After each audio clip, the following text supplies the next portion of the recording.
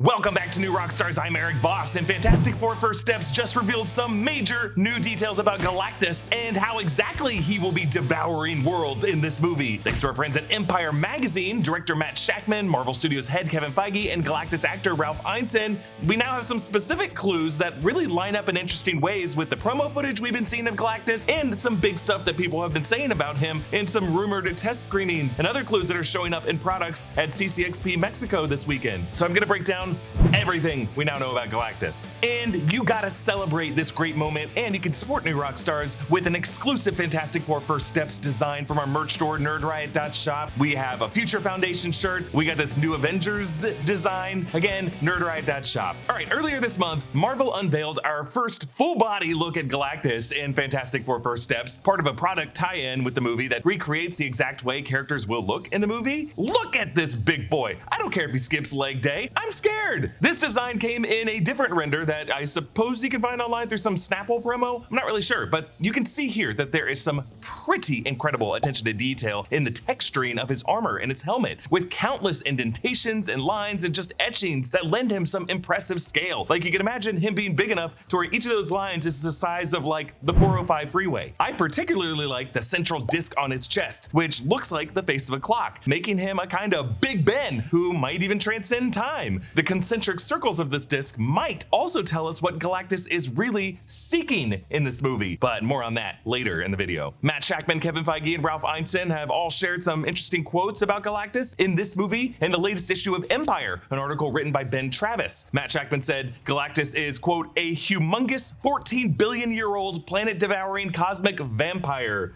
Cosmic vampire? I guess we don't need Blade to get vampires in the MCU anymore. No, it's just a figure of speech, because Matt Shakman got the number 14 billion from the age of our own universe in the real world. This universe is an estimated 13.8 billion years, which astrophysicists have estimated by reading the Old Testament. Just kidding. By analyzing the cosmic microwave background to extrapolate back to the Big Bang. They can look at things like the isotope decay and just kind of extend backwards through history to see how old everything must be. So at 14 billion years, Galactus is canonically older than the universe itself, originating in the previous iteration of the universe, previously known as Galen of Ta. He gestated inside of a cosmic egg to survive the big crunch that destroyed the past universe and emerged after the Big Bang into this seventh iteration of the universe. Now, cosmic vampire, again, an interesting choice of words by the director, but it is a clue to how Galactus devours worlds exactly. He doesn't like bite into them like a fruit. The machinery on his ship, Ta 2, dematerializes a planet into consumable energy that his ship siphons into a form that he can ingest through a kind of like energy conversion process through a generator. And I believe we are actually seeing part of that forge or that generator on Ta 2 in one of the trailers. The shot of Shalabal, Silver Surfer, floating up out of some molten soup. I think that soup is the converted energy of a destroyed planet that Galactus eats. And yeah, let's get Adam Driver's thoughts here.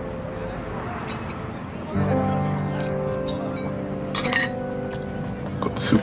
The Empire article also writes, it is a tale that Marvel boss Kevin Feige has long wanted to tell. The coming of Galactus is one of the greatest comic book stories ever written. Feige is referring to Fantastic Four number 48 through 50, the Galactus trilogy from 1966, which this movie seems to be adapting somewhat faithfully. In 2024, Marvel shared a link to the Future Foundation website that included these 3 issues on the required reading before the film. A different part of the Empire article quotes Feige this way. Marvel boss Kevin Feige knows how pivotal it is to get the Fantastic Four right. Quote, I think there are no 4 characters that are more important to the history of Marvel, he tells Empire in the world exclusive The Fantastic Four First Steps issue. And as soon as the rights came up for Marvel Studios to tell their story, the mantle was set. Quote, when Disney bought Fox, it was really an unexpected dream come true, Feige explains. It came at the perfect time to help us launch into a new era. They are Marvel's first family, and I really wanted to do them justice. Now, we've heard this kind of quote before of the Fantastic Four launching the MCU into a new era, right? But it is not an origin story for the 4 adults of this movie. It is, however, an origin story of their child, Franklin Richards. And I think the future of Franklin Richards is what Kevin Feige is really referring to here. The first steps of this character, both metaphorically and physically. The Empire article also quoted Ralph Ineson about playing Galactus. For Ineson, getting into the headspace of Galactus was all about going big. He's a cosmic force. He's a god of sorts. And you're gonna have to imagine Ralph Ineson saying that. Just play a clip of his voice. He has an incredible voice.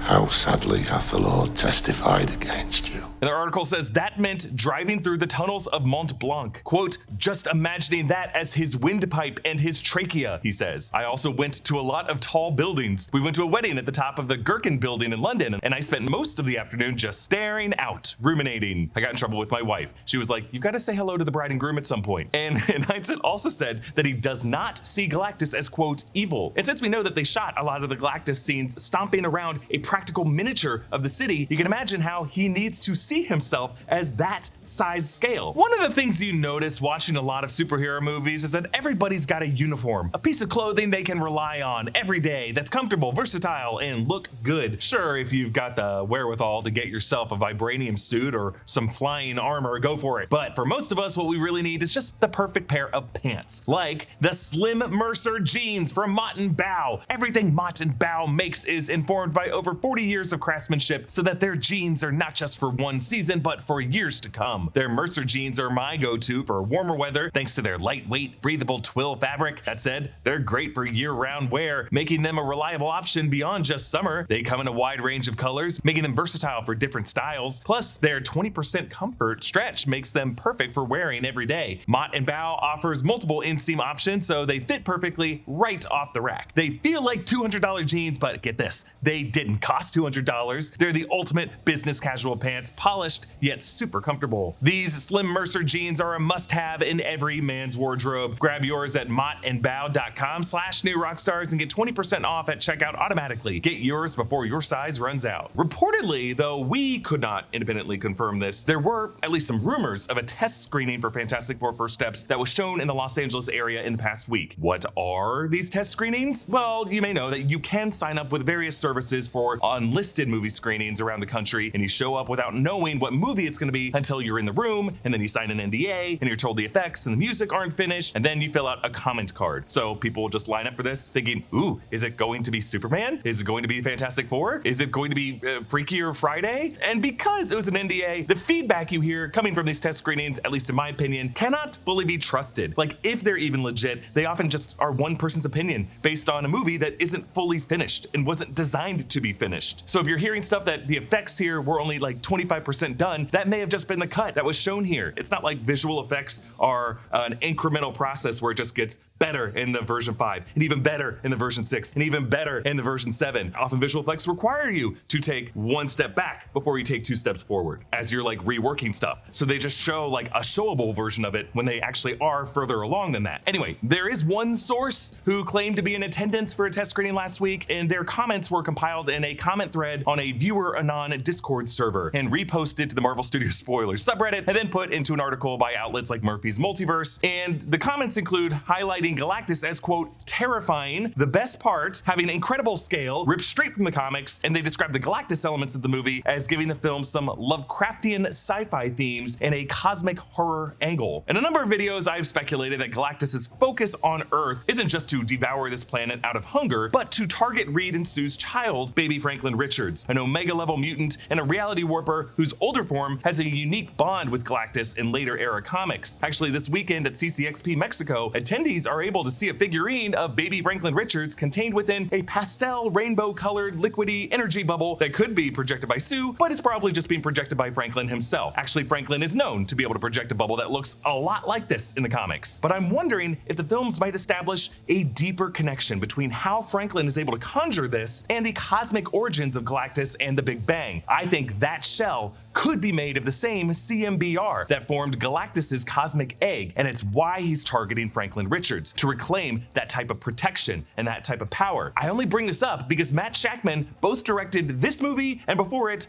WandaVision. In CMBR, cosmic microwave background radiation also played a big role in the reality warping of Wanda Maximoff in WandaVision. Darcy Lewis reminded us that the radiation that formed Wanda's hex wall, the radiation that Monica Rambeau passed through, and what now looks looking back, seems like her cosmic power-up moment to become Photon was radiation that we use to date isotope decay back to the Big Bang. And now, in this movie, Matt Shakman is going to introduce who was there at the Big Bang, Galactus. And he's making sure now to remind us that Galactus is 14 billion years old, and that proves that connection, I think. Now, one other detail I just spotted in these figurines at CCXP Mexico, the one with Sue and Franklin shows a bent street lamp over a fire hydrant and this metal disc, this monument. And I spotted this disc monument on the ground in Times Square in the April trailer, and I spent a long time trying to figure out what it says on the circumference of it. And now you can see, on this place, on this day, the four saved the city. And I'm now certain that on the center of this disc is the Deviant Mutate, later known as Giganto, from the cover of Fantastic Four #1, the monster controlled by Mole Man and sent to attack atomic power plants around the world. So yes, while the Fantastic Four's first ever comic villain was Mole Man, technically the thing on the cover of that 1961 issue was not Mole Man, it was one of Mole Man's creatures, later known as Giganto. So I'm guessing this thing will be on the monument in the movie, and I love how this detail pays homage to the Fantastic Four's comic history. Comment down below with your thoughts on all this, and a special thanks to one of our YouTube members, Jeremy Dunham, who supports us at the executive producer level. Follow me at EA Voss and subscribe to all the channels in the New Rockstars network for breakdowns and news coverage of everything you love. Thanks for watching, and I'll see you next time. Bye.